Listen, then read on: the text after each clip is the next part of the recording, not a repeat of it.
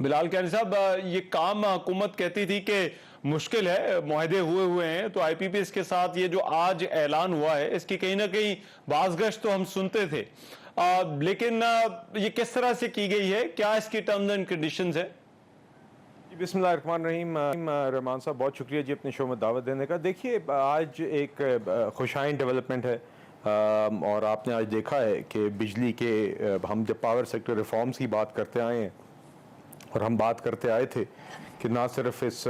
Sector को ठीक करेंगे मगर इसमें जो नरखों में कमी लाई जा सकती है उसमें भी पूरा अपना एक किरदार अदा करेंगे। एक आपने देखा था कि टास्क फोर्स भी बनी थी फॉर पावर सेक्टर रिफॉर्म्स, तो उसने अपना काम किया। अब आप देख रहे हैं कि काफ़ी सालों से, दहाइयों से लोग पावर सेक्टर रिफॉर्म्स की बात तो करते हैं, इस फ़िक्रे को तो दोहराते हैं, मगर अमलन तौर पे हमारी जमात ने, चाहे वो 13 से 18 के दौरानिए में बिजली के लोड शेडिंग का ख़ात्मा हो और अब जो उस सेक्टर को के अंदर बेहतरी लाने का काम है वो हम करके दिखा रहे हैं। तो देखिए, आज ये बुनियादी तौर पे 5 इंडिपेंडेंट पावर प्रोड्यूसर्स IPPs के साथ रीनेगोशिएशन के नतीजे में कैपेसिटी पेमेंट्स का जो एक ख़ात्मा हुआ है उन कॉन्ट्रैक्ट्स में, उसके नतीजे में तकरीबन सालाना 60 अरब रुपए की कमी होगी ख़जाने के ऊपर जो बोझ है, या माज़रत बिजली के सारिफीन के ऊपर जो बोझ है, और ये कुल 411 अरब तक का गालिबन ये बचत है, जिसके नतीजे में इस साल सिर्फ इन 5 कॉन्ट्रैक्ट्स के नतीजे में तकरीबन 70-75 पैसे फ़ी यूनिट के नर्ख में कमी आ जाएगी जी इंशाल्लाह सारिफीन के लिए, और ये जल्द यकीन करेगी। हम उम्मीद कर रहे हैं कि ये जब भी फॉर्मलाइज हो जाएंगी सारी चीज़ें तो इंशाल्लाह वी होप के इसी महीने या अगले महीने से इसका इफेक्ट आना शुरू हो जाएगा। मगर रहमान साहब, मैं एक बात यहाँ पे इजाफी बात करना चाहूँगा कि काम यहाँ तक रुकता नहीं है, ये सिर्फ इब्तदा है। और मेरे ख्याल से आज पावर मिनिस्टर ने भी बात की है कि आगे हमारा हदफ ये है कि तकरीबन 8 से 10 रुपए तक कुल इसी साल के अंदर या माली साल के अंदर कह लें, कोशिश है कि अगले चंद माह में और इसी माली साल के अंदर 8 से 10 रुपए तक की नरखों में कमी ला सकें, दीगर और इकदाम उठा के। तो ये काम जारी है, और ये जो IPPs, इन 5 IPPs के जो आज ऐलान हुआ है, ये सिर्फ उस अमल की इब्तदा है जी। ठीक है, और वजीर आजम ने ये इशारा भी दिया कि ये प्रोसेस जारी रहेगा, लेकिन ये जो IPPs हैं इनके साथ जिन टर्म्स पर पहले मुआहदे किए गए थे, आर्गुमेंट यही था कि जो बाहर के IPPs हैं, जो फॉरेन इन्वेस्टमेंट है, वहां पर हुकूमत को असल में मुश्किल है। तो क्या उनसे भी जो है वो बात हो रही है फ्यूचर में, और भी जो है वो एंगेजमेंट्स ऐसी हैं कि मजीद IPPs भी जो है वो आ सकते हैं? जी देखिए,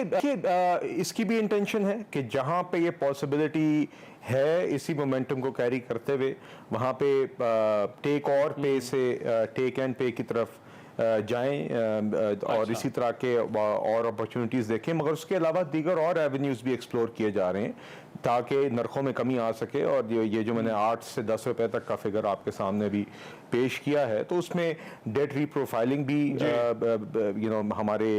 पावर सेक्टर के हवाले से उसको भी कंसिडर किया जा रहा है। साथ ही साथ ये भी देखा जा रहा है कि हम कहाँ पे ये कर सकते हैं, जो हमारे बिलों के अंदर टैक्सेस और दीगर और चीज़ें होती हैं उसको किस तरह रिफॉर्म किया जा सकता है। कैपेसिटी पेमेंट्स की रीनेगोशिएशन मजीद की मैं ऑलरेडी आपसे बात कर चुका हूँ। तो इस तरह के 3-4 और इकदाम हैं जिसमें अब हम कोशिश कर रहे हैं कि प्रोग्रेस कर सकें इन डिफरेंट एवेन्यूज़ पे, जिससे मिला के हमारी कोशिश है कि इसी आइंदा चंद माह में 8 से 10 रुपए तक की नरखों में हम ओवरऑल कमी ला सकें। अच्छा, ठीक है, लेकिन अब ये बिजली के मुआहदों के साथ हमने हमेशा देखा है कि इशू रहा है ट्रांसपेरेंसी का। तो ये जो रीनेगोशिएशन हो रही है और ये जो कैपेसिटी चार्जेस वाले मसले को आप जिस तरह से भी हल कर रहे हैं, ट्रांसपेरेंसी किस तरह से यकीनी बनाई जा रही है?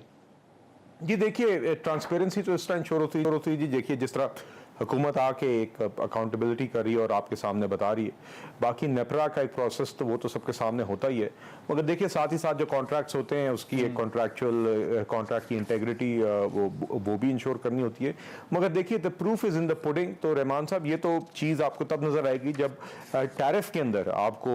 ऑफिशियली जब ये इसका असर नज़र आएगा, तो उसी से ही हमारा जो आज का ऐलान है उसका एक असर नज़र आएगा, और इस ऐलान का भी, और इंशाल्लाह आइंदा महीनों में जब मज़ीद इक़दामात जिसके ऊपर काम हो रहा है उसके भी जब वो लॉजिकल कंक्लूजन तक जाएगा या इंशाल्लाह कंक्लूड होगा और इफेक्टिव होगा, तो उसके भी आपको मज़ीद फिर असरात नज़र आएंगे। तो इंशाल्लाह आप देखेंगे कि आज के ऐलान का भी असर नरखों में आपको नज़र आएगा इंशाल्लाह जी। ठीक, राइट, ठीक है। अच्छा, ये जो अब सऊदी वफ्द पे मैं आता हूँ, एक डेलीगेशन जो इस वक्त आया हुआ है, एक तो मैं आपसे जानना चाहता हूँ उनका रिस्पांस क्या है, क्योंकि सऊदी वफ्द के हवाले से पहले भी बहुत बातें होती रही, इनके आने के हवाले से और ना आने के हवाले से भी। तो अभी ये जो डेलीगेशन आया है इसका रिस्पांस कैसा है, हुकूमत क्या महसूस कर रही है, क्या और भी इसके बाद जो है वो मुल्कों की तरफ से जो है वो इसी तरह से वफूद आ सकते हैं? जी देखिए बिल्कुल ये बड़ा जी अल्हम्दुलिल्लाह एक खुशाइन डेवलपमेंट है कि अभी फिर से सऊदी अरेबिया से एक ये हाई पावर डेलीगेशन आया है, और ये तसलसल है गालिबन। आपको याद होगा कि प्राइम मिनिस्टर शहबाज शरीफ सऊदी अरेबिया गए थे ईद से कबल, और वहाँ पे उनकी सऊदी क्राउन प्रिंस से मुलाकात हुई थी, और फिर उसके ईद के फ़ौरन बाद सऊदी अरेबिया का एक हाई लेवल डेलीगेशन यहाँ पे आया था,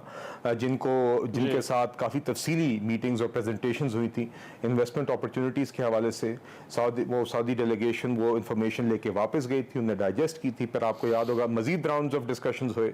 यहाँ से फिर एक वफ्त गया, मजीद फाइन ट्यून हुई वो डिस्कशन, मजीद दोनों साइड से वर्किंग की गई। तो अब आहिस्ता आहिस्ता ये अगेन ये वफ्द जो यहाँ पे आया है ये उसी एक सिलसिले का तसलसल है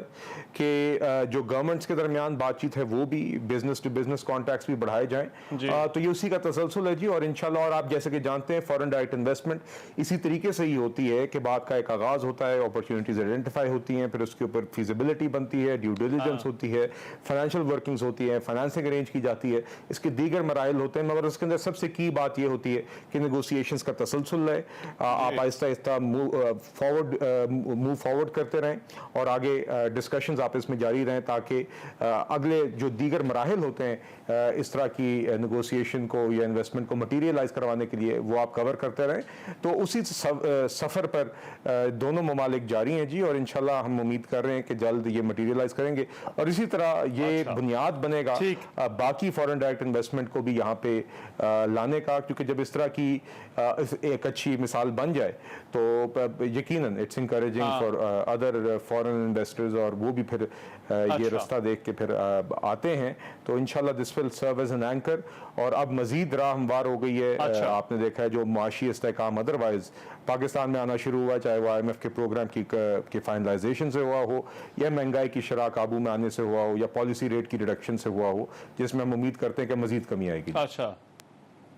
अच्छा, राइट। मगर आपको चैलेंजेस तो हैं, एक तरफ ये एहतजाज की कॉलें हैं, दूसरी तरफ आईनी तरमीम वाला मामला है, पॉलिटिकल जो स्टेबिलिटी या एक एनवायरनमेंट जो चाहिए होता है, वो आपको लगता है हुकूमत वो बनाने में कामयाब हो जाएगी इन इन्वेस्टमेंट्स के लिए? देखिए रहमान साहब मेरा नहीं ख्याल ऐसा है जी। देखिए आईनी तरमीम तो पार्लियामेंट का एक हक है, इस्तेहकाक है, उसके लिए हमारी जमात, दीगर आलाइज और इवन हम कुछ अपोजिशन की जमातों के साथ भी इन टच हैं, तो वो तो हम अपनी एक एफर्ट जारी रखेंगे। हमें जी इन अ वे फ्रेंकली हम नहीं चाहते कि कोई इस तरह का माहौल हो जिस तरह का अक्सर PTI बनाने की कोशिश की है इस दफ़ा भी, मगर हमें इन वे आदत भी हो गई जी। 16 माह की हुकूमत के अंदर भी उनकी सारी एफर्ट्स के बावजूद, IMF को चिट्ठियाँ लिखने के बावजूद, सारे उधम के बावजूद, 9 मई के बावजूद, हमने उस टाइम पे भी PTI का तोड़ा हुआ IMF प्रोग्राम रिवाइव किया था पाकिस्तान के इंटरेस्ट में, और हुकूमत के इख्तिताम से पहले 9 माह की स्टैंड बाय अरेंजमेंट भी IMF के साथ फाइनलाइज की थी। इस दफ़ा भी आपने देखा है कि इन सारी कोशिशों के बावजूद कि यहाँ पे एक NRकी या एक उधम हो, एक इंस्टेबिलिटी का तासुर दिया जाए, हमने ना सिर्फ माशी इशारिये बेहतर किए हैं, बल्कि साथ ही साथ IMF का प्रोग्राम भी कंक्लूड किया। तो देखिए हम अपना ये काम मुआशी सतह पर जारी रखेंगे, साथ ही साथ यकीनन हम अपना जो भी हमारा पार्लियामेंट्री या पॉलिटिकल या कॉन्स्टिट्यूशनल जो हमारे पास इस्तेकाक है उसको इस्तेमाल करके जो निज़ाम अदल में या अदरवाइज निज़ाम में बेहतरी ला सकते हैं वो लेके आएंगे। और साथ साथ हम उम्मीद करेंगे सब सियासी जमातें इसी मेच्योरिटी का मुजाहरा करेंगी, चाहे वो अपोजिशन में हो या ट्रेजरी में हो, और मुल्क के लिए जो बेहतर है उसको सपोर्ट करेंगे।